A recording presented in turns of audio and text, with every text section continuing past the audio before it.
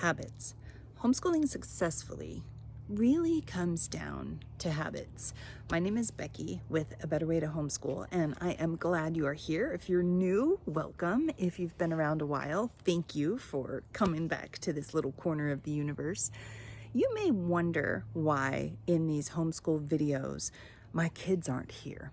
And that's because most of the time when we were homeschooling, we were super busy. And I didn't take a whole bunch of videos and I didn't get them on camera. And what you're getting now is the brain dump, the downloading of what we did that worked. All five, yes, 5 of our kids are amazing. And I'm not just a biased mom. They really are amazing people. They're hardworking, they're kind, they love Jesus, they love people, they tolerate and love each other, they're helpful, they're responsible, hardworking. People want them to join in the party, the work party, the thing. And so from that perspective, I'm sharing what worked inside our homeschool journey. I would love to ask you to like, subscribe, and comment below, and watch the video to the end, and then answer the trivia question that I'm going to ask you. Ready? Okay, so one of the most important things that you can do in homeschool is be consistent with your daily routine. Just a second, I'm gonna call the puppy. Sprocket, here. Come here. Good boy. Good boy. Come here. Place. Good boy. Sit.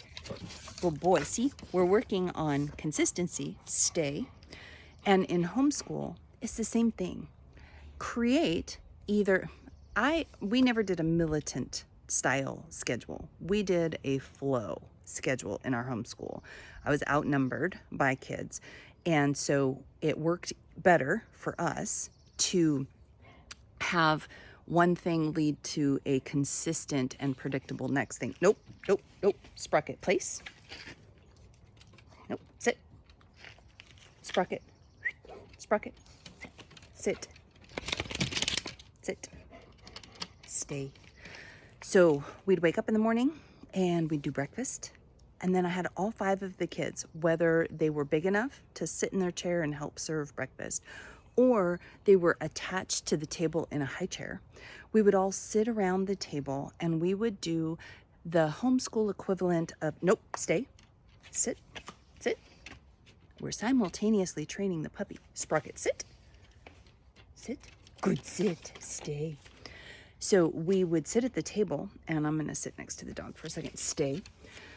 We would sit at the table and nope, Sprocket, here. Come here. Sit.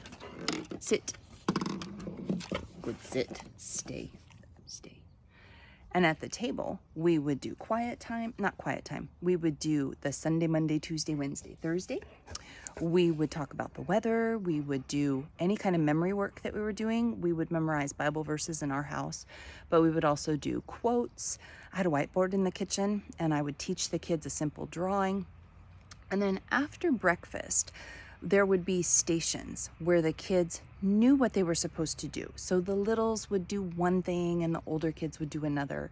We had a very gentle routine that we moved through in our day that provided predictable opportunities for the kids to do academic stuff. Stay. Look at this face. He sees a squirrel. Sprocket, leave it, down. Sprocket, down. Oh, there's somebody coming. Sprocket, down. Good, nope, down. Good boy. We would have a very predictable routine that we would follow in our day. And we would fit in academics, we would go outside and play, we would do read alouds, we would work together. And we also had knit in independent time for the kids. So even the little kids would spend 5 to 30 minutes, depending on their age and what was going on, but 5 to 30 minutes of quiet time where they would be in a playpen or a safe spot on a blanket or something, and they would have toys or an activity that they would work on. The big kids would be able to do things like Legos without being interrupted. So at this stage in homeschooling, at the end, I can tell you that that gentle flow of the day made all the difference in the world.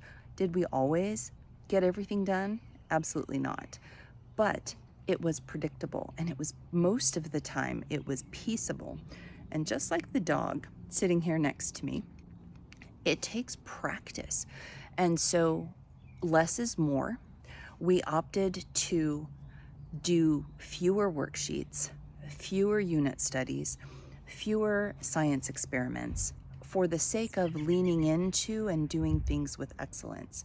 So as I work with the dog now, because the boys are getting ready to move on soon, and I want to make sure that he obeys me when they're gone. Nope, down, Sprocket down. It takes consistency. It takes time. The last thing that I want to do right now in this moment in my day is sit here and get the dog to practice being still and staying. And yet that's exactly what he's going to need in order to grow into a more amazingly obedient dog than he is already today. And when we were homeschooling, it was the same thing. Just working on the flow of the day and looking back and reflecting on, well, over the last week, when were the pockets of time that worked really well to do things like art projects, art projects, or read alouds, or science experiments or whatnot, and then purposing to weave those into our schedule in the future. Good boy. So consistency. Now, a trivia question. Ready? Here it comes. Okay, now that we got Sprocket in a downstay, here's your trivia question. According to educational experts, how many hours a day does it take to educate your children well? Drop your answers in the comments below, and from them, I'm going to pick somebody to send a Better Way to Homeschool swag through the mail. So, how many hours a day does it take to educate your children well? And we'll say elementary school age kids. Ready? Comment below.